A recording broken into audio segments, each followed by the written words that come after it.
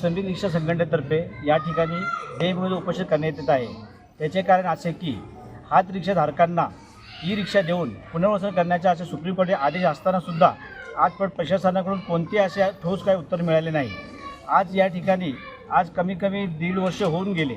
आमचे जे सुप्रीम कोर्टाने आदेश दिल्यानंतर फक्त 20 रिक्षाच फक्त अलॉटमेंट केलेले आहेत, पण बाकीचे आमचे 74 जे हात रिक्षाधारक आहेत ते अपेक्षेमध्ये की आमची ई रिक्षा कधी मिळणार। तरी आमची शासनाकडे हीच मागणी आहे की आजपर्यंत ज्या आमचे ई रिक्षा हात रिक्षावाले आहेत त्यांना लवकरात लवकर ई रिक्षामध्ये पुनर्वसन करून दिले पाहिजेत। आणि ऑर्डरमध्ये सुद्धा असं लिहिलेले आहे सुप्रीम कोर्टाच्या की हात रिक्षाधारकांना ई रिक्षामध्ये पुनर्वसन करून द्यायचे आहे।